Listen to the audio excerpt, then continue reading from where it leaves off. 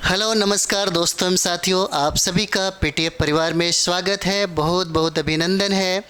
तो हम लोग देखेंगे वो हमारा आधुनिक भारत का इतिहास, जो बीपीएससी के लिए बहुत ही महत्वपूर्ण ये टॉपिक होता है। अगर हम लोग बात करें कि इंडियन नेशनल मूवमेंट जो है, जहाँ से सबसे ज़्यादा प्रश्न पूछा जाता है बीपीएससी में, इस सीरीज़ को हम देखेंगे तो 69 बीपीएससी के लिए है और 70वीं बीपीएससी के लिए है।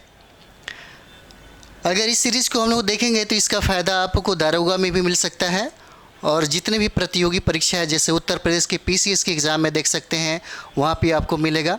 यानी कि जितने भी एग्ज़ाम हैं, सारे एग्ज़ाम में इसको फ़ायदा मिलेगा। तो हम लोग टारगेटेड जो कर रहे हैं वो 69 बीपीएससी को है, ठीक है। और सारा का सारा हम लोग देखेंगे पूरा आधुनिक भारत का इतिहास, अधिकतर प्रश्न पूछा गया। अगर इसको अच्छे से रिवाइज कर लेते हैं तो संभावना बहुत ही ज़्यादा आपको सकारात्मक ही होगा। तो चलिए हम लोग शुरुआत करते हैं। इसके पहले मैंने एक एपिसोड करा चुका है, ये हमारा सेकंड एपिसोड है, तो हम लोग इसका रिवीजन क्लास कर लेते हैं। हम लोग यहीं पे इसको ख़त्म किए थे, तो आइए हम लोग यहाँ से शुरुआत करते हैं। देखिए, कहता है कि चंपारण में प्रचलित कौन सा, तो तिनकठिया पद्धति किसानों के लिए शोषणकारी पद्धति थी। इस पद्धति में व्यवस्था थी, क्या थी, कौन सी व्यवस्था थी? तो देखिए, चंपारण सत्याग्रह पीटी के लिए तो इम्पोर्टेंट है ही साथ आपको 69 मतलब बीपीएससी का जब एग्ज़ाम दे रहे हैं तो मेंस के लिए बहुत ही ज़्यादा इम्पोर्टेंट होता है। ये निश्चित तौर पे मतलब ये प्रश्न बनता है, निश्चित तौर पे 100% मेंस में यहाँ से सवाल पूछे जाते हैं। तो इसका आंसर हो जाता है, किसान अपनी भूमि के कम से कम कितना 3/20 भाग में अनिवार्य रूप से नील की खेती करेगा, ठीक है। और यही वजह था कि इसी को ख़त्म करने के लिए, इससे बहुत ही ज़्यादा हानि हो रही थी, इसी को ख़त्म करने के लिए यहाँ के जो नेता थे, किसान नेता थे, जिनका नाम था राजकुमार शुक्ल, उन्होंने 1916 के लखनऊ अधिवेशन में महात्मा गांधी से मिले और उसी समय उन्होंने निमंत्रण दिया चंपारण आने का। और ये चंपारण सत्याग्रह महात्मा गांधी के नाम से ज़्यादा जाना जाता है, क्योंकि उनके जीवन का भारत के लिए सबसे सफल यह सत्याग्रह होता है, ठीक है।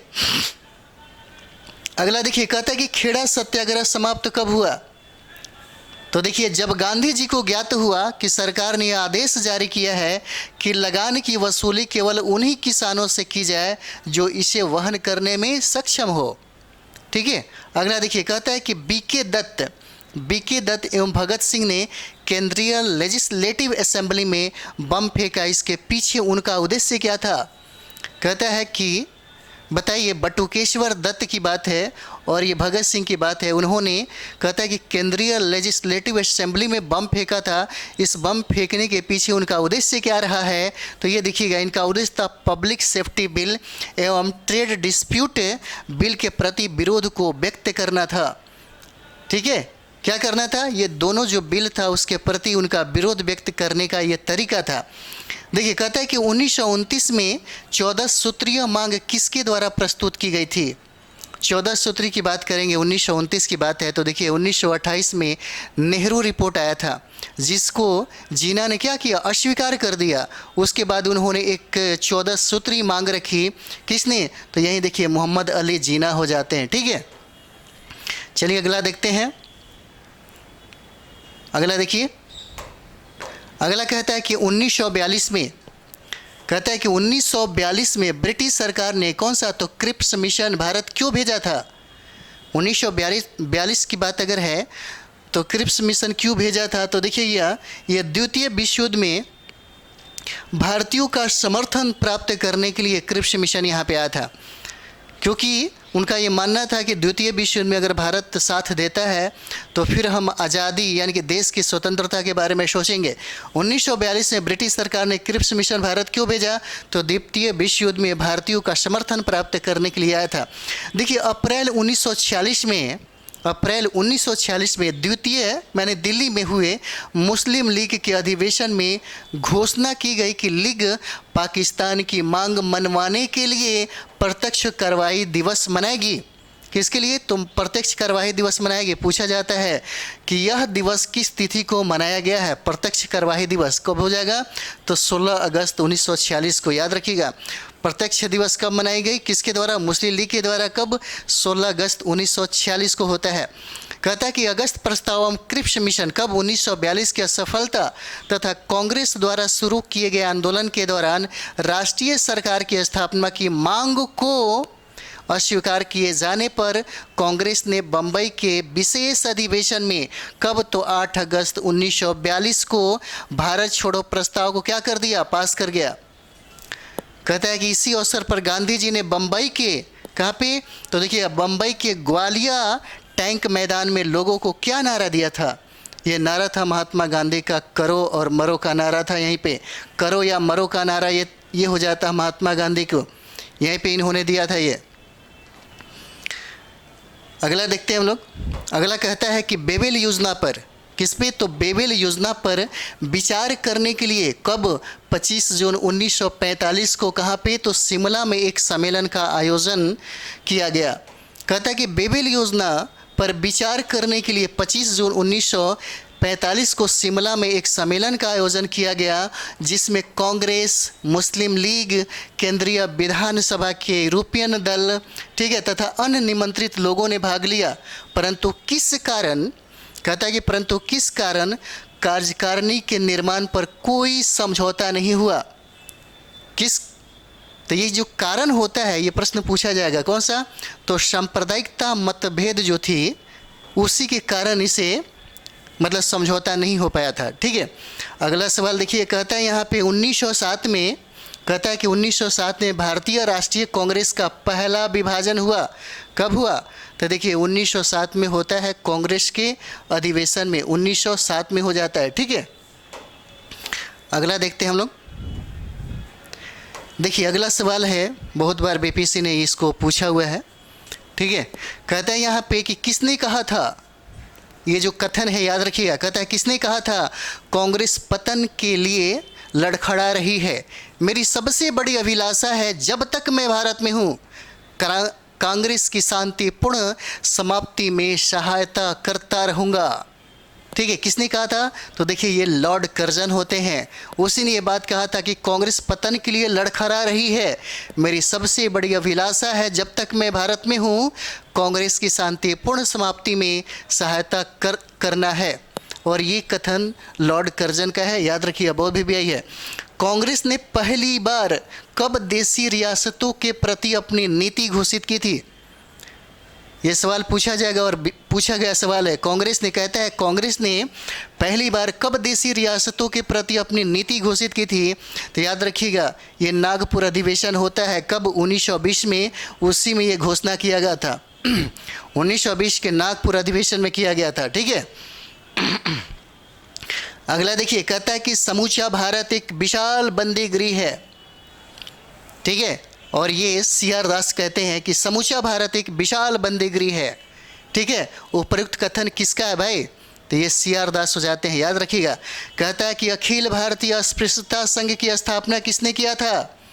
अखिल भारतीय अस्पृश्यता संघ की स्थापना किसने किया था? तो ये महात्मा गांधी हो जाते हैं। ये जो सेशन है, अगर हम बात करें इस आधुनिक भारत का जो हम लोग अभी कर रहे हैं, ये सारे एग्ज़ाम के लिए बहुत ही इम्पॉर्टेंट हो जाता है। ये बहुत इंपॉर्टेंट हो जाता है आपके 69 बीपीएससी, 70 बीपीएससी के लिए बहुत ही ये जो सेशन है बहुत ही इंपॉर्टेंट होता है। ठीक है, अधिकतर प्रश्न है देखिएगा, तो अगर बना रहे होंगे सेट तो आपको मिलेगा ही मिलेगा। चलिए अगला देखते हैं हम लोग। अगला देखिएगा, कहता है यहाँ पे, कहता है कि दादा भाई नौरोजी द्वारा, कहता है यहाँ पे दादा भाई नौरोजी द्वारा लिखी उस पुस्तक का नाम बताइए जिसमें अंग्रेजों द्वारा भारत के आर्थिक शोषण के विषय में लिखा गया है। किताब का नाम क्या रहता है? Poverty and un British rule in India रहता है। और इसी में पहली बार उन्होंने धन निष्कासन का सिद्धांत दिया। तब भारत के लोगों को एहसास हुआ कि हमारे भारत में सबसे ज़्यादा शोषण कौन करता है? अंग्रेज करता है। देखिए प्रथम गोलमेज सम्मेलन का उद्घाटन किसने किया और इसकी अध्यक्षता किसने की? तो देखिएगा उद्घाटन की बात करें तो जॉर्ज पंचम करते हैं, और अध्यक्षता देखिएगा इंग्लैंड के प्रधानमंत्री होते हैं जिनका नाम है रैमजे मैकडोनाल्ड, नाम इनका रहता है, याद रखिएगा, ठीक है। देखिए कहता है कि साइमन कमीशन कब और क्यों भारत आया था। देखिए साइमन कमीशन की अगर बात कर दिया जाए ऐतिहासिक दृष्टिकोण से देखेंगे तो अच्छा चीज़ था, बट भारत में बहुत ज़्यादा इसका विरोध हुआ। साइमन कमीशन कब और क्यों भारत आया, तो ये देखिए 1928 में आता है, जिसमें लाला लाजपत राय को लाठी लग जाती है जिसके कारण उनकी मौत हो जाती है। और क्यों आया ये देखिएगा, ये देखिए 1919 के जो एक्ट था, जो अधिनियम था, उसके कार्यान्वयन की समीक्षा करने हेतु ये भारत आया था, ठीक है। इसको करने देना चाहिए था क्योंकि इससे बहुत ज़्यादा फ़ायदा हो सकता था उस पीरियड में, और जल्दी आज़ादी भी इससे क्रियान्वित हो सकता था। चलिए अगला देखते हैं हम लोग। देखिए कहता है कि ब्रिटिश साम्राज्य का भारतीय अर्थव्यवस्था पर जो सबसे घातक प्रभाव पड़ा वह था भारतीय पूंजी और अन्य वस्तुओं का भारत से बाहर इंग्लैंड में जाना, और उसके बदले में भारत को कुछ भी प्राप्त न होना। इसे किस रूप में जाना जाता है, तो देखिए इसी को हम लोग बोलते हैं ड्रेन ऑफ वेल्थ बोलते हैं। क्या बोलते हैं? ड्रेन ऑफ वेल्थ बोलते हैं, ठीक है। और देखिएगा अगर ब्रिटिश कंपनी का अर्थव्यवस्था अगर पढ़ेंगे, आर्थिक शोषण आप लोग पढ़ेंगे आधुनिक भारत के इतिहास में, तो आपका दिमाग खुल जाएगा कि सबसे ज़्यादा समझिए कि मुग़ल ने ऐसा कुछ नहीं किया। मुग़ल आए हमारे भारत में रह गए और भारत के विकास के लिए बहुत सारा काम किया, लेकिन अंग्रेजी हुकूमत जब आई तो आपकी सारी संपत्ति आपके घर की खोखला कर दिया, कंगाल कर दिया आपको। सोने का जो चिड़िया नाम से जिसे आप जानते थे, उसे बिल्कुल लूट करके ये लोग ले करके चले गए। अगला देखिएगा, अगला सवाल कहता है कि 1915 ईस्वी में, याद रखिए बहुत ही बीबीआई है वाला, 1915 में काबुल में अंतरिम अस्थायी भारत सरकार की स्थापना किसने की थी, पूछा गया सवाल है। कहता है राजा महेंद्र प्रताप ने किया था। 1915 में कहाँ पे, तो काबुल में किया था इन्होंने। और कब किया था? 1915 में।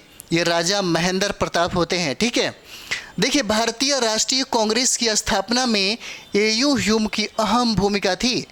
कांग्रेस में उनका आधिकारिक पक्ष क्या था भाई, क्या था आधिकारिक पक्ष? तो ये थे महासचिव थे। अब देखिए ये 1885 में हम लोग देखेंगे यहाँ पे 1885 में इसकी स्थापना होता है, ठीक है। लेकिन ये 1907 तक क्या रहते हैं, महासचिव के पद पर विराजमान रहते हैं। द्विराष्ट्र सिद्धांत कब? 1930 में सर मोहम्मद इकबाल ने दिया था, जिसका रचा गीत क्या था, सारी जहाँ से अच्छा हिंदुस्तान हमारा, हम बुलबुलें हैं इसकी ये गुलशिता हमारा। देखिए ये कहने वाला व्यक्ति खुद मतलब भारत छोड़ के पाकिस्तान चला गया, ठीक है।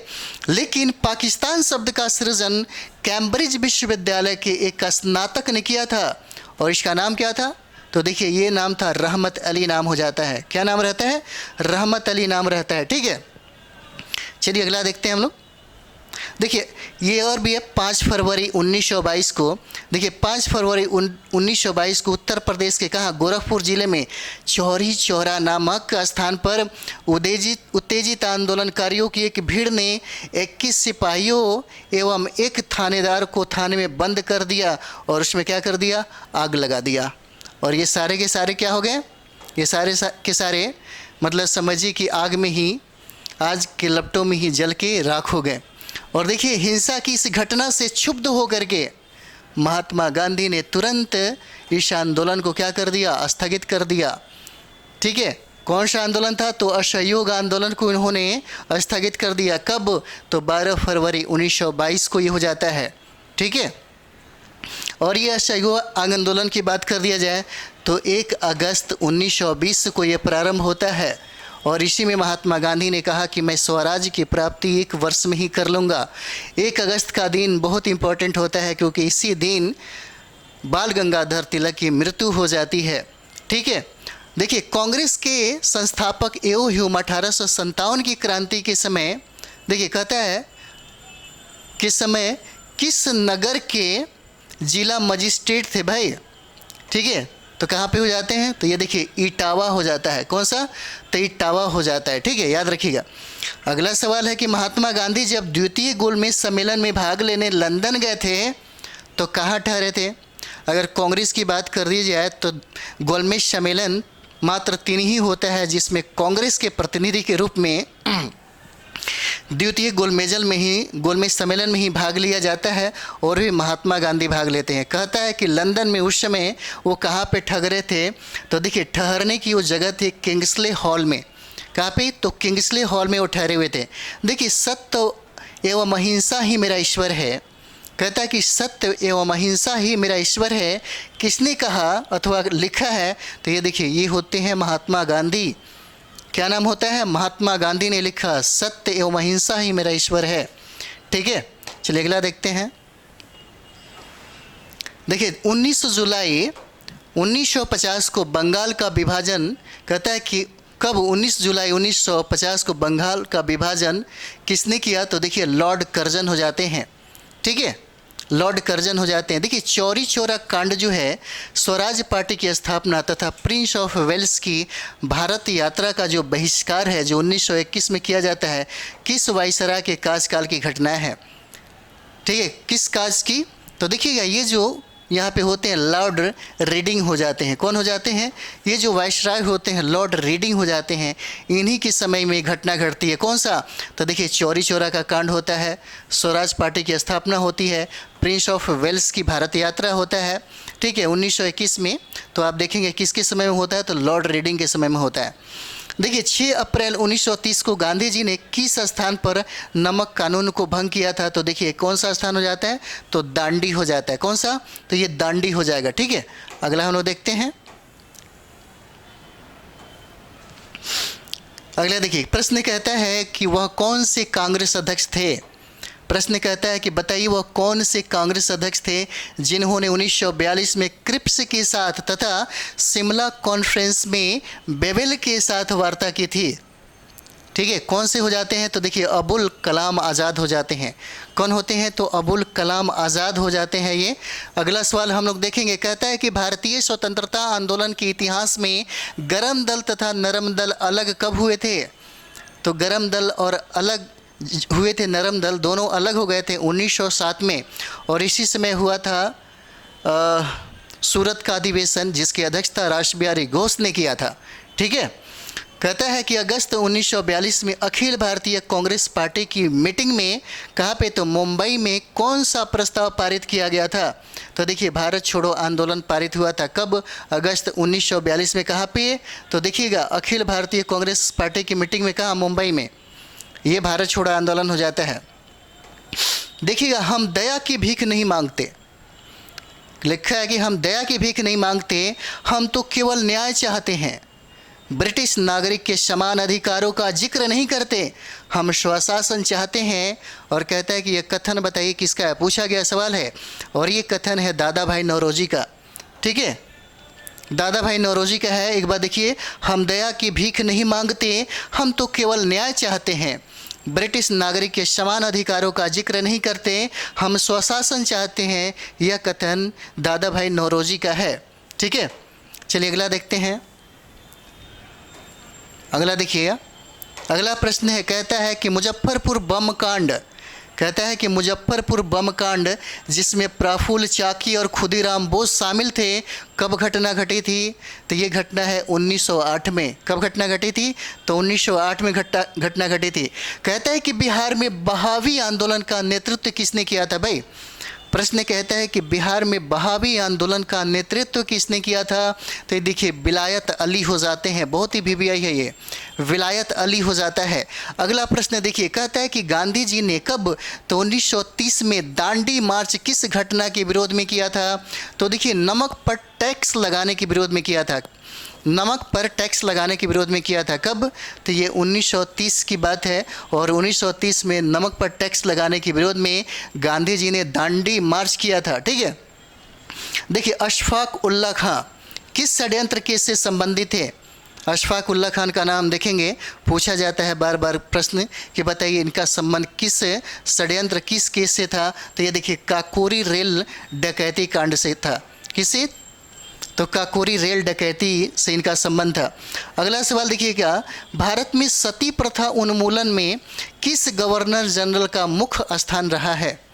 ठीक है, कहता है कि भारत में सती प्रथा उन्मूलन में किस गवर्नर जनरल का मतलब प्रमुख स्थान माना जाता है? तो ये होते हैं लॉर्ड विलियम बेंटिंक हो जाते हैं। ठीक है, इन्होंने भारत के लिए बहुत सारा काम किया है, सामाजिक सुधार में बहुत ज़्यादा योगदान रहा है। अगला सवाल देखिएगा, कहता है यहाँ पे कि भारतीय राष्ट्रीय कांग्रेस का प्रथम अधिवेशन किसकी पदावधि में हुआ?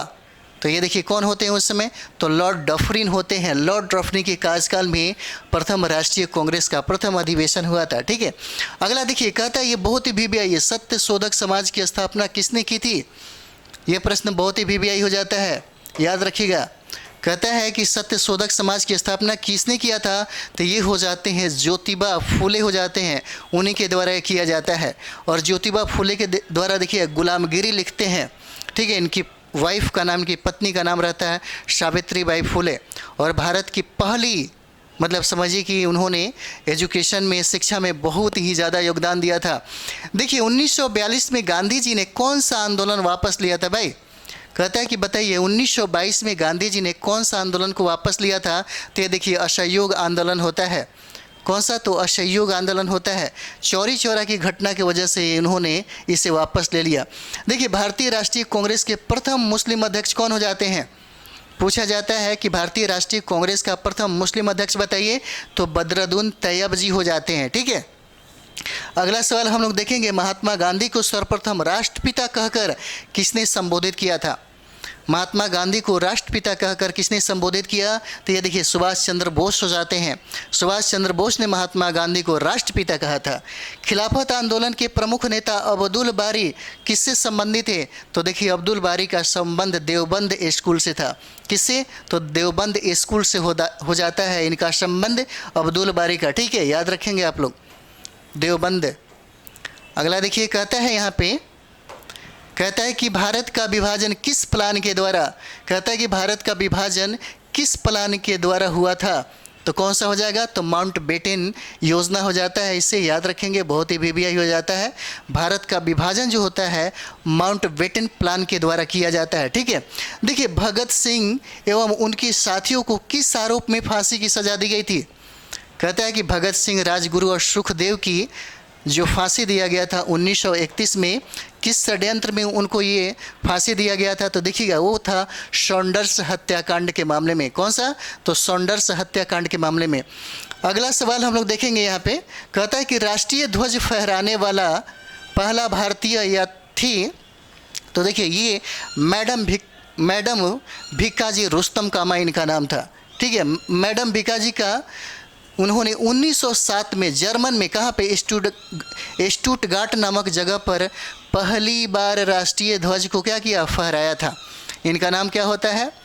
इनका नाम देखिएगा मैडम भिक्काजी रुस्तम कामा इनका नाम रहता है। अगला देखिए, भारत में कौन से आंदोलन में महात्मा गांधी ने पहली बार भूख हड़ताल का प्रयोग किया था? और ये प्रश्न आपके लिए बहुत ही वीवीआई हो जाता है। पूछा जा सकता है कि महात्मा गांधी का पहली बार कौन सा था भूख हड़ताल किस में किया? तो देखिएगा ये 1918 में अहमदाबाद मिल हड़ताल था। कौन सा?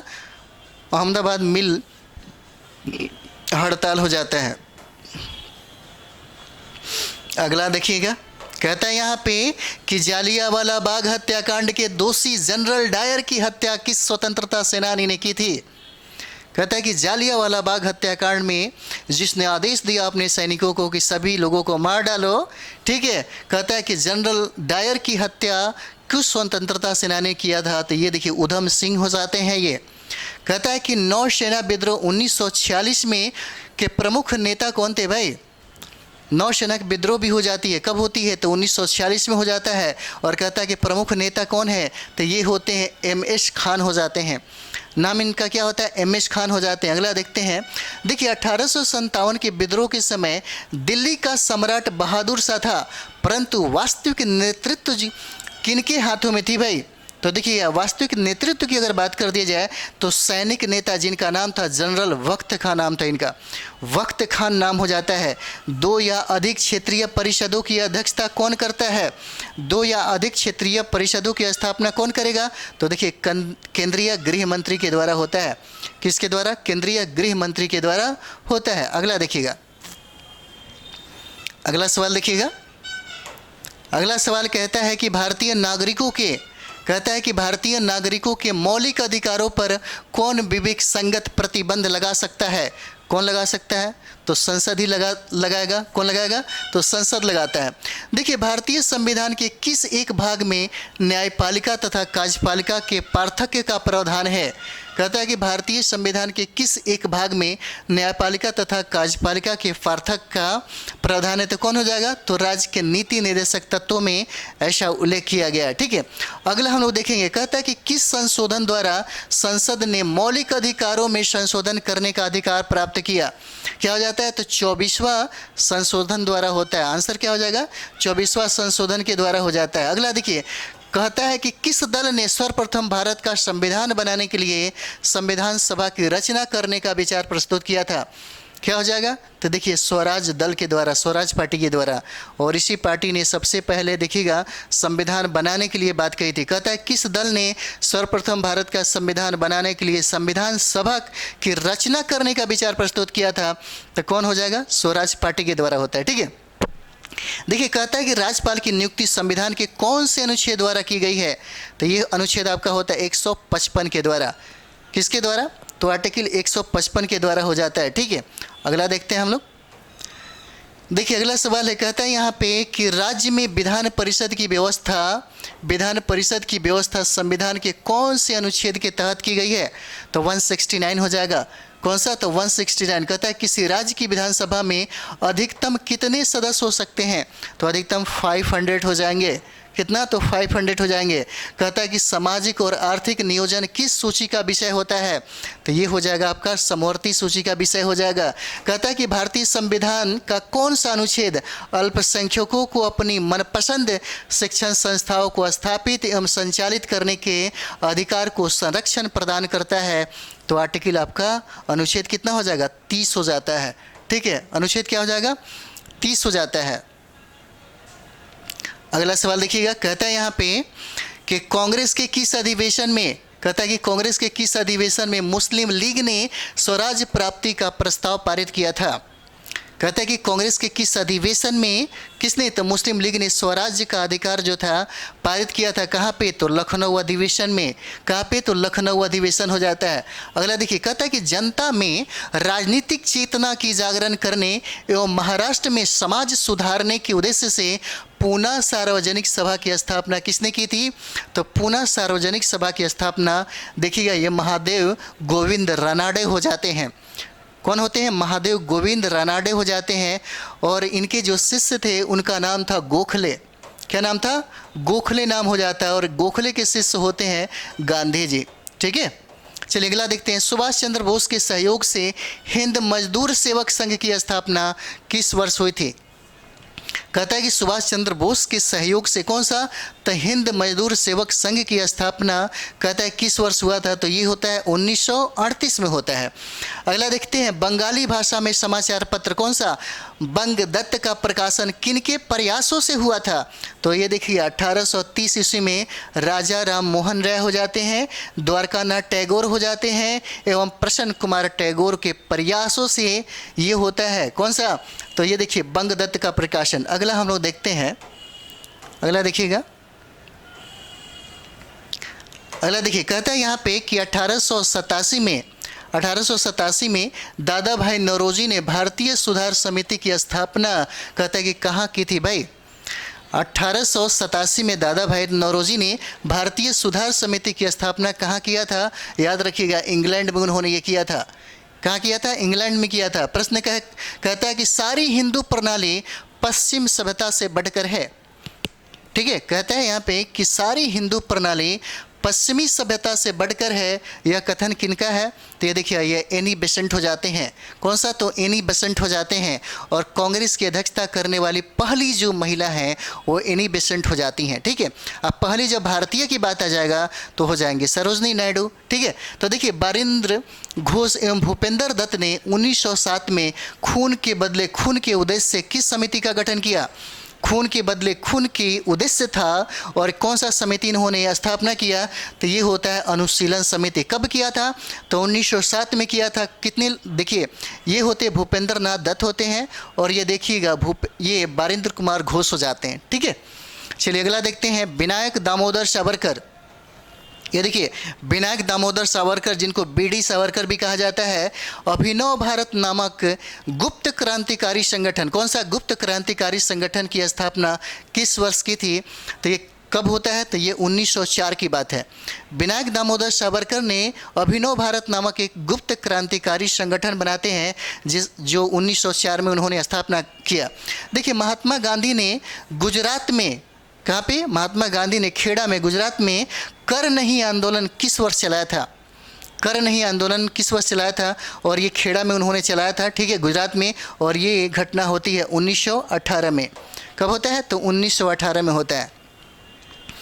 अगला देखिए, अगला प्रश्न कहता है यहाँ पे कि भारत के राष्ट्रीय प्रतीक के 4 पशु दिखाई देते हैं। सिंह हो जाता है, हाथी हो जाता है, घोड़ा हो जाता है, और पूछता है कि चौथा बताइए कौन हो जाएगा? तो सांड हो जाता है। ठीक है, तो अगला देखिए, कांग्रेस समाजवादी दल की स्थापना किसने की थी भाई? कांग्रेस समाजवादी दल की स्थापना किसने किया था? याद रखिएगा, बहुत ही VVI है ये वाला।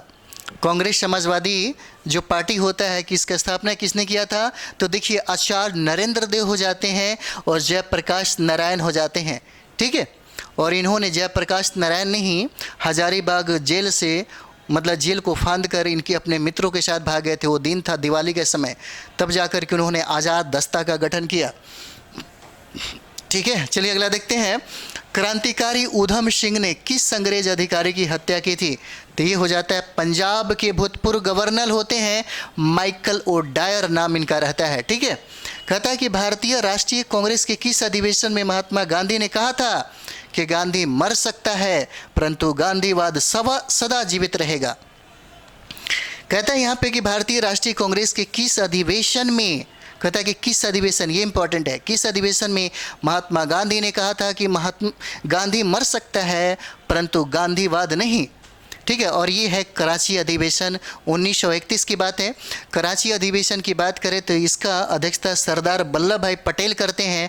और इसी कराची अधिवेशन में फंडामेंटल राइट्स की बात होती है, मौलिक अधिकार की जिक्र इसमें किया जाता है। ठीक है, अगला हम लोग देखते हैं। देखिए, अगला है कि चौरी चौरा की हिंसक घटनाओं के कारण गांधी जी ने कौन सा आंदोलन वापस ले लिया? तो असहयोग आंदोलन हो जाता है। ठीक है, देखिए, भारत भारतीयों के लिए नारा किसने दिया था? भारत भारतीयों के लिए नारा किसने दिया था? तो ये आर्य समाज ने दिया था, भारत भारतीयों के लिए। ठीक है, देखिए, लॉर्ड हार्डिंग पर बम फेंकने वाला क्रांतिकारी वीर कौन था भाई? लॉर्ड हार्डिंग पर बम फेंकने वाला क्रांतिकारी वीर कौन हो जाता है? इनका नाम रहता है रास बिहारी बोस, नाम रहता है। कौन सा? तो रास बिहारी बोस हैं जो लॉर्ड हार्डिंग पे बम फेंकते हैं। अगला देखते हैं, भारत छोड़ो आंदोलन के समय कांग्रेस का अध्यक्ष कौन था? पूछा जा सकता है कि भारत छोड़ो आंदोलन के समय कांग्रेस का अध्यक्ष कौन होता है? ये बहुत इंपॉर्टेंट है, बार बार पूछा गया है। मौलाना अबुल कलाम आज़ाद हो जाते हैं। अगला सवाल है, कैबिनेट मिशन योजना के समय भारत का वायसराय कौन था? कौन सा? तो कैबिनेट मिशन योजना के समय कहता है कि भारत का वायसराय बताइए, उस समय वायसराय कौन था? तो ये देखिए, लॉर्ड बेवेल हो जाते हैं, याद रखिएगा। कहता है, अगला देखिए, कहता है यहाँ पे कि रॉलेक्ट एक्ट के विरोध में गांधी जी ने प्रारंभ किया था। क्या? रॉलेक्ट एक्ट कब? तो 1919 में। रॉलेक्ट एक्ट 1919 में हुआ था, जिसको काला कानून के नाम से जानते हैं। इसी के विरोध में कहता है कि महात्मा गांधी ने क्या शुरू किया था? तो देखिए, असहयोग आंदोलन प्रारंभ किया था, और असहयोग आंदोलन 1920 में उन्होंने प्रारंभ किया था। ठीक है, चलिए अगला देखते हैं हम लोग। अगला सवाल देखिए, कहता है यहाँ पे कि असम में 1857 की क्रांति कि कहाँ पे, तो असम में 1857 की क्रांति का नेतृत्व किसने किया था? तो ये देखिए मनीराम दत्ता होते हैं। कौन? तो मनीराम दत्ता होते हैं। कहाँ पे? तो असम में यही नेतृत्व करते हैं। देखिए 1857 की क्रांति अगर भारत में पूछे कि कहाँ से प्रारंभ होता है तो ये आपका मेरठ हो जाएगा। ये प्रारंभ आपको मेरठ से होता है 1857 की क्रांति का। पूछा जाएगा कि बिहार में कहाँ से होता है तो कहाँ हो जाएगा? तो ये देखिएगा ये आपको झारखंड में अभी चला गया है। ठीक है, ये रोहिणी गांव होता है, देवघर का रोहिणी गांव से प्रारंभ होता है। अगर पूछा जाए कि 1857 की क्रांति का विद्रोह के नेता जो बिहार मतलब बिहार नेतृत्व या तो बिहार पूछेगा या आप कह सकते हैं शाहाबाद पूछा जा सकता है या जगदीशपुर पूछा जा सकता है तो कुंवर सिंह होंगे। अगर बात यहाँ पे पटना की आ जाएगी तो पीर अली हो जाएंगे। ठीक है, देखिए बिहार के उस क्रांतिकारी का नाम बताइए जिसने सितंबर 1928 में कौन सा? तो हिंदुस्तान सोशलिस्ट रिपब्लिकन आर्मी की बैठक में भाग लिया था। बहुत इंपॉर्टेंट हो जाता है। और बिहार की एक क्रांतिकारी थे जिनका नाम क्या था? फणींद्र नाथ घोष हो जाता है। क्या नाम होता है? फणींद्र नाथ घोष होता है। और यहीं देखिएगा 1928 में हिंदुस्तान सोशलिस्ट रिपब्लिकन आर्मी, ठीक है, हिंदुस्तान सोशलिस्ट रिपब्लिकन आर्मी यानी कि HSRA की बैठक में ये भाग लेते हैं। नाम इनका होता है फणींद्र नाथ घोष। देखिए देवबंद के उस विद्वान का नाम बताइए जिन्होंने स्वतंत्रता आंदोलन में महत्वपूर्ण भूमिका निभाया था। कौन सा? तो देवबंद के उस विद्वान के नाम पूछता है। क्या नाम रहता है? अबुल कलाम आज़ाद होते हैं। इनका नाम अबुल कलाम आज़ाद हो जाते हैं। अगला देखते हैं हम लोग, अगला देखते हैं। अगला देखिए कहता है कि कांग्रेस से निकलकर, देखिए कहता है कि कांग्रेस से निकलकर सुभाष चंद्र बोस ने किस पार्टी का गठन किया था? ठीक है, कहता है कि कांग्रेस से निकलकर सुभाष चंद्र बोस ने किस पार्टी का गठन किया था, स्थापना किया था? तो ये देखिए फॉरवर्ड ब्लॉक हो जाता है। कौन सा? फॉरवर्ड ब्लॉक हो जाता है। अगला देखते हैं 6 अप्रैल 1919 को किस बात का विरोध करने के लिए आम हड़ताल का आयोजन किया गया? तो कौन सा होता है? तो ये देखिए रोलैक्ट एक्ट हो जाता है। कहता है कि अंग्रेजी सरकार ने किस एक्ट के द्वारा भारतीय प्रेस पर पाबंदी तथा नेताओं को बंदी बनाने की कोशिश की थी? तो कौन सा हो जाता है? तो वर्नाक्यूलर प्रेस एक्ट हो जाता है। कौन सा? तो वर्नाक्यूलर प्रेस एक्ट हो जाएगा। देखिए महाराष्ट्र में परमहंस मंडली की स्थापना कहाँ पे? तो महाराष्ट्र में परमहंस मंडली की स्थापना किसने किया था? तो ये देखिए इनका नाम होता है गोपाल हरि देशमुख, इनको कहा जाता है गोपाल हरि देशमुख कहा जाता है। इनका उपनाम की अगर बात कर दी जाए तो इनको लोक हितवादी के नाम से भी जानते हैं। ठीक है, किसके नाम से? तो लोक हितवादी के नाम से भी जानते हैं। और देखिए महाराष्ट्र में परमहंस मंडली की स्थापना इन्होंने ही किया था, जिनको हम लोक हितवादी के नाम से जानते हैं और इनका नाम है गोपाल हरि देशमुख। ठीक है, याद रखिएगा। 1868 में कहता है कि कलकत्ता प्रकाशित होने वाला समाचार पत्र कौन सा? अमृत बाजार पत्रिका के संपादक बताइए कौन है? कहता है कि अमृत बाजार पत्रिका के संपादक कौन हो जाते हैं? तो ये देखिए ये मोतीलाल घोष होते हैं। और यह पत्र बंगला में प्रकाशित होता था। ठीक है, कहाँ पे? बंगला में प्रकाशित होता था। और यहाँ पे बात कर दे तो रातों रात ये अंग्रेजी में छपने लगता है। किसके डर से? तो ये देखिए वर्नाक्यूलर प्रेस एक्ट के डर से। ठीक है, चलिए अगला देखते हैं हम लोग। अगला प्रश्न देखिएगा। कहता है कि भारतीय राष्ट्रीय कांग्रेस को अल्पमत का प्रतिनिधित्व किसने कहा था? भाई भारतीय राष्ट्रीय कांग्रेस को अल्पमत का प्रतिनिधि किसने कहा था? बहुत कम लोगों का, अल्प मतलब बहुत कम होता है, अल्पमत का प्रतिनिधि कहा था डफरी ने कहा था कांग्रेस को। देखिए वायसराय लॉर्ड रीडिंग ने किस वर्ष विशेषाधिकार का इस्तेमाल करके नमक पर कानून पारित किया था? कहता है कि वायसराय किसने? तो लॉर्ड रीडिंग ने किस वर्ष कहता है कि विशेषाधिकार का इस्तेमाल करके नमक कर जो था नमक टैक्स कानून पारित किया था? कब? 1923 ईस्वी में। ठीक है, देखिए अगला सवाल है कि अखिल भारतीय खिलाफत कमेटी, कहता है कि अखिल भारतीय खिलाफत कमेटी की अध्यक्षता किसने की थी? तो ये देखिए ये अखिल भारतीय खिलाफत कमेटी की अध्यक्षता महात्मा गांधी ने किया था। और इसका अधिवेशन 24 नवंबर 1919 को कहाँ हुआ? तो दिल्ली में हुआ था, याद रखिएगा। कहता है कि गांधी जी द्वारा 1940 में शुरू किया गया व्यक्तिगत सत्याग्रह का उद्देश्य क्या था? भाई 1940 में उन्होंने व्यक्तिगत सत्याग्रह किया था उसका उद्देश्य कहता है तो ब्रिटिश सरकार के दावे को खोखला साबित करना कि भारत की जनता द्वितीय विश्व युद्ध में सरकार के साथ है। ठीक है, अगला देखिएगा। अगला कहता है कि भारत छोड़ो आंदोलन के समय बंबई एवं बंगाल के किस भाग में अस्थायी सरकारों की स्थापना की गई थी। अस्थायी सरकारों की क्या किया गया था, स्थापना किया गया था। ठीक है, तो ये देखते हैं, ये हो जाता है आपका सतारा हो जाएगा और मिदनापुर हो जाता है। कौन सा, तो देखिएगा ये हो जाएगा आपका सतारा और मिदनापुर में। ठीक है, देखिए कहता है अगला सवाल कि भारतीय संस्कृति पूरी तरह न हिंदू है, न इस्लामी और न ही कुछ अन्य, वह सबकी संयोजन है। यह कथन किसने कहा था। ठीक है, देखिए कहता है यहाँ पे एक कथन देख लीजिए, महात्मा गांधी ने कहा था कि भारतीय संस्कृति पूरी तरह न हिंदू है, न इस्लामी है और न ही कुछ अन्य, वह सबकी संयोजन है। ठीक है, कथन किसने कहा था, तो महात्मा गांधी ने कहा था। यही तो भारी पड़ गया इनको। और चलिए, लिबरेशन फेडरेशन नामक दल की स्थापना किसने की थी। लिबरेशन फेडरेशन नामक दल की स्थापना किसने किया था, तो ये देखिए तेज बहादुर सप्रू हो जाते हैं। कौन होते हैं, तेज बहादुर सप्रू हो जाते हैं। अगला देखेंगे, बंगाल का विभाजन कब 1905 में मुख्यतः किस कारण से किया गया था, तो हिंदू मुसलमानों को विभाजित करने के लिए इसका विभाजन किया गया था। ठीक है, अगला देखते हैं हम लोग। अगला देखिएगा, अगला प्रश्न कहता है कि 1857 के विद्रोह में विद्रोही सैनिकों के साथ उदार व्यवहार करने के कारण किस गवर्नर जनरल को क्लेमेंसी अर्थात दयाशील की संज्ञा दी गई। क्लेमेंसी किसको, तो लॉर्ड कैनिंग को कहा गया।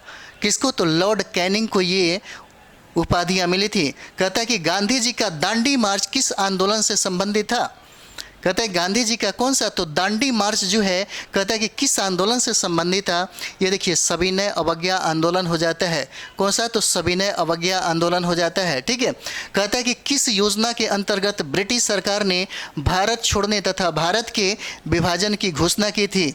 ये देखिए माउंटबेटन योजना के अंतर्गत होता है। किसके अंतर्गत, तो माउंटबेटन योजना के अंतर्गत होता है। कहता है कि कांग्रेस ने गोलमेज सम्मेलन की किस बैठक में भाग नहीं लिया। तो देखिएगा दूसरा में तो लिया था, तो पहला और तीसरा जो होता है उसमें नहीं लेता है, पहला और तीसरा नहीं होता है। अगला देखते हैं हम लोग। अगला सवाल है हम लोग का कि स्वदेशी आंदोलन सबसे पहले, कहता है कि स्वदेशी आंदोलन सबसे पहले कब प्रारंभ हुआ था, तो बंगाल विभाजन के विरुद्ध में प्रारंभ हुआ आंदोलन के समय। कब, 1905 में। ठीक है, स्वदेशी आंदोलन सबसे पहले कब प्रारंभ हुआ, तो बंगाल विभाजन के विरुद्ध प्रारंभ हुए आंदोलन के समय की बात है। देखिए भारतीय स्वाधीनता संग्राम के नेताओं में से कौन मिस्टर नैरोमेजोरिटी के नाम से जाना जाता है। देखिए मिस्टर नैरोमेजोरिटी के नाम से दादा भाई नौरोजी जाने जाते हैं। ठीक है, याद रखिएगा। अगला सवाल है, कहता है कि बंगाल में क्रांतिकारी आतंकवाद की सांस्कृतिक पृष्ठभूमि को किसके लेखन से सशक्त बनाया गया। किसके लेखन से सशक्त बनाया गया, बहुत इंपॉर्टेंट है। ये होता है बंकिम चंद्र चट्टोपाध्याय के द्वारा। किसके द्वारा, तो बंकिम चंद्र चट्टोपाध्याय के द्वारा। देखिए कांग्रेस के अंदर शक्तिशाली प्रभावक गुट के रूप में कार्य करने के लिए कांग्रेस नेशनलिस्ट पार्टी, कौन सा, कांग्रेस नेशनलिस्ट पार्टी किसने बनाई थी, तो देखिए मदन मोहन मालवीय एवं एमएस अन्य हो जाते हैं। किसके द्वारा, तो देखिए मदन मोहन मालवीय एवं एमएस अन्य के द्वारा बनाई जाती है। ठीक है, अगला सवाल देखिएगा। अगला सवाल कहता है यहाँ पे कि 1857 के विद्रोह के नायकों में से किसी ने फ्रांस के सम्राट को लिखा था, अंग्रेजी सरकार के अन्याय का शपथ भंग के कार्य चारों ओर ऐसे दहक रहे हैं जैसे सूरज की किरणें। 1857 के विद्रोह के समय की बात थी। विद्रोह के नायकों में से किसी ने फ्रांस के सम्राट को लेटर लिखा था, जिसमें लिखा था कि अंग्रेजी सरकार के अन्याय का शपथ भंग के कार्य चारों ओर ऐसे दहक रहे हैं जैसे सूरज के किरण। किसने लिखा था, तो नाना साहब ने लिखा था। ठीक है, अगला सवाल देखिए, भारतीय स्वतंत्रता में रजवाड़ों की स्वतंत्रता का समावेश संबंधी प्रस्ताव कांग्रेस के किस अधिवेशन में पारित किया गया, तो ये देखिए त्रिपुरी अधिवेशन हो जाता है और ये 1939 में हो जाएगा, 1939 में। कहता है कि भारतीय स्वतंत्रता में राजवाड़ों की स्वतंत्रता का समावेश संबंधी प्रस्ताव कहता है कि कांग्रेस के किस अधिवेशन में पारित हुआ।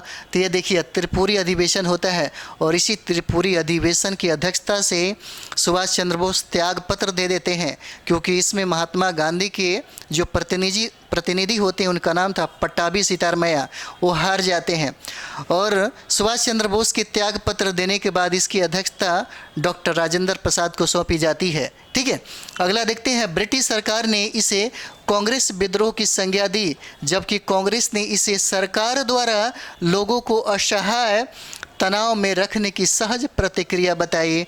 यह टिप्पणी किस आंदोलन के संदर्भ में है? तो ये हो जाता है भारत छोड़ो आंदोलन के संदर्भ में हो जाता है। ठीक है, भारत छोड़ो आंदोलन के संदर्भ में हो जाता है।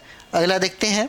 देखिए अगला सवाल है 31 दिसंबर 1929 को कहता है 31 दिसंबर, देखिए कहता है यहाँ पे 31 दिसंबर 1929 को अर्धरात्रि में भारतीय राष्ट्रध्वज को किसने फहराया था? अर्धरात्रि मतलब आधी रात को किसने फहराया? तो ये देखिए जवाहरलाल नेहरू हो जाते हैं। कौन होते हैं? तो जवाहरलाल नेहरू हो जाते हैं। कहता है कि नेहरू रिपोर्ट द्वारा अनुमोदित डोमिनियन स्टेट के विचारक किसने विरोध किया था? नेहरू रिपोर्ट द्वारा अनुमोदित कौन सा? तो डोमिनियन स्टेट के विचार का किसने मतलब विरोध किया था? तो ये हो जाते हैं सुभाष चंद्र बोस हो जाते हैं। गांधी जी की दांडी मार्च नेपोलियन की एल्बा से पेरिस की ओर किए गए अभियान के समान थी और ये किसने कहा था? तो ये देखिए सुभाष चंद्र बोस हो जाते हैं। ठीक है, अगला सवाल देखिए 1921 में मोपला विद्रोह कहाँ पे हुआ था? 1921 में मोपला विद्रोह बहुत ही भीवियाई हो जाता है कहाँ पे? तो मालाबार में। अगला देखिए कहता है कि विदेशी राज चाहे वह कितना ही अच्छा क्यों न हो, स्वदेशी राज की तुलना में कभी अच्छा नहीं हो सकता। कहता है कि यह कथन किसका है भाई? तो ये दयानंद सरस्वती ने कहा था कि विदेशी राज चाहे वह कितना ही अच्छा क्यों न हो, वह स्वदेशी राज की तुलना में कभी अच्छा नहीं हो सकता। ये उनका कथन हो जाता है। ठीक है, अगला हम लोग देखते हैं। अगला देखिए कहता है यहाँ पे कि लंदन में आयोजित गोलमेज सम्मेलन के किस सत्र में गांधी जी ने भारतीय राष्ट्रीय कांग्रेस के प्रतिनिधि के रूप में हिस्सा लिया था? किस में लिया था? तो देखिए द्वितीय गोलमेज सम्मेलन में उन्होंने भाग लिया था। ठीक है, और ये 7 सितंबर 1931 से लेकर के 1 दिसंबर 1932 तक होता है। देखिए स्वदेशी आंदोलन प्रारंभ किया गया था। कहता है कि स्वदेशी आंदोलन प्रारंभ किया गया था ये बंगाल के विभाजन का विरोध करने के लिए यह स्वदेशी आंदोलन का प्रारंभ हुआ। ठीक है, अगला सवाल देखते हैं हम लोग। अगला सवाल देखिए कहता है कि भारतीय राष्ट्रीय कांग्रेस का उद्देश्य, कहता है कि भारतीय राष्ट्रीय कांग्रेस का उद्देश्य ब्रिटेन या उसके उपनिवेशों की तरह भारत में अपनी सरकार का गठन करना है। यह कथन किसका भाई? तो ये कथन हो जाता है दादा भाई नौरोजी का। देखिए कहते हैं भारतीय राष्ट्रीय कांग्रेस का उद्देश्य ब्रिटेन या उसके उपनिवेशों की तरह भारत में अपनी सरकार का गठन करना है। यह कथन दादा भाई नौरोजी का होता है। देखिए अगला सवाल है, कहता है कि 19 मई 1928 को पंडित मोतीलाल नेहरू की अध्यक्षता में गठित समिति ने 10 अगस्त 1928 को अपनी रिपोर्ट नेहरू रिपोर्ट प्रस्तुत की। इस रिपोर्ट में कौन सा विषय शामिल था? तो देखिए भारत के संविधान की रूपरेखा थी। इसमें कहा गया था कि इसमें चैलेंज भी दिया गया था अंग्रेज़ों के द्वारा कि अगर तुम भारतीयों के अंदर इतनी कैपेसिटी है, इतना ज्ञान है, तो एक भारत का संविधान लिख करके दिखाओ। तो जैसे ही इन्होंने पूरे मतलब जोश में आकर के नेहरू रिपोर्ट बनाई तो सारे के सारे अधिकतर लोग था इनका विरोध किया। अंग्रेज़ों को ये बात पता था कि भारत के लोगों के अंदर वो ताकत नहीं है, वो ज्ञान और क्षमता नहीं है, इसलिए वो चैलेंज भी दे दिया। ठीक है, कि भाई तुम भारत का संविधान तो लिख करके पहले दिखाओ, बाद में कहना कि अंग्रेज़ों भारत छोड़ो। ठीक है, अगला देखते हैं हम लोग क्या होता है। तो भारत की संविधान की रूपरेखा अगला देखते हैं। कहता है कि गांधी जी ने 1932 में किस समझौता के अंतर्गत हरिजनों के लिए पृथक निर्वाचन की व्यवस्था के विरोध में आमरण अनशन किया था? गांधी जी ने 1932 में किस समझौता के अंतर्गत हरिजनों के लिए पृथक निर्वाचन की व्यवस्था के विरोध में आमरण अनशन किया था? तो ये देखिए कम्युनल अवार्ड हो जाता है, यानी कि ब्रिटिश प्रधानमंत्री रैमजे मैकडोनाल्ड द्वारा घोषणा की गई थी कि हरिजनों के लिए अलग निर्वाचन की व्यवस्था किया जाए। ठीक है, चलिए अगला देखते हैं हम लोग। अगला देखते हैं अगला कहता है यहाँ पे कि 1909 में, कहता है कि 1909 में नासिक में जैक्सन हत्याकांड में किस क्रांतिकारी का हाथ था। कहता है कि 1909 में नासिक में जैक्सन हत्याकांड में किस क्रांतिकारी का नाम था। तो ये देखिए, इनका नाम होता है अनंत कन्हारे, नाम इनका होता है। देखिए अगला सवाल कहता है कि कैलिफोर्निया में 1907 में इंडियन इंडिपेंडेंस लीग की स्थापना किसने की थी। कहाँ पे, तो कैलिफोर्निया में कहता है कि 1907 में इंडियन इंडिपेंडेंस लीग की स्थापना किसने किया था। तो देखिए तारकनाथ दास हो जाते हैं। अगला देखिए, कहता है कि 1905 में, कहता है कि 1905 में भवानी मंदिर नामक पुस्तक किस क्रांतिकारी ने लिखी थी। कहता है कि 1905 में भवानी मंदिर नामक पुस्तक किस क्रांतिकारी ने लिखी थी। तो ये होता है बारिंद्र कुमार घोष हो जाता है। कौन होता है, बारिंद्र कुमार घोष हो जाता है। अगला सवाल, महात्मा गांधी ने किस अंग्रेजी साप्ताहिक समाचार पत्र का संपादन किया था। तो ये देखिए यंग इंडिया हो जाता है। क्या हो जाता है, यंग इंडिया हो जाता है। अगला सवाल देखिए, बम्बई की त्रिमूर्ति के नाम से जाने जाते हैं कौन भाई। तो फिरोज शाह मेहता हो जाएंगे, केटी तेलंग हो जाएंगे और दादा भाई नौरोजी हो जाते हैं। ठीक है, ये 3 आदमी थे। अगला सवाल देखते हैं हम लोग, यहीं पे हम समाप्त करते हैं क्योंकि बहुत लंबा है, तो सीरीज जो है 7-8 में ख़त्म कर देंगे। तो देखिए कहता है कि भारत के विभाजन के समय भारतीय राष्ट्रीय कांग्रेस के अध्यक्ष कौन थे भाई। तो कौन हो जाते हैं, तो आचार्य JB कृपलानी हो जाते हैं, याद रखिएगा। देखिए इस सेशन को ज़्यादा से ज़्यादा आप लोग शेयर करें, बहुत ही ज़्यादा शेयर करें, क्योंकि ये सभी एग्ज़ाम के लिए बहुत ही महत्वपूर्ण है और 70वीं एग्ज़ाम के लिए भी बहुत ही ज़्यादा महत्वपूर्ण है। ठीक है, 69 के लिए हम ये कहेंगे कि अच्छा से रिवाइज एक बार कर लीजिए। एग्ज़ाम देने के पहले ज़रूर रिवाइज 1-2 बार कर लीजिएगा, ताकि इसका फ़ायदा आपको मिलेगा। रिवाइज करने से बार बार भी बहुत सारा प्रश्न आपको आ रहा है, तो इसका फ़ायदा आपको मिलेगा। ठीक है, तो चलिए अगला वीडियो में हम लोग मिलते हैं। इसके लिए थोड़ा लाइक, सब्सक्राइब और ज़्यादा से ज़्यादा शेयर करें। थैंक यू वेरी मच आप सभी लोगों को।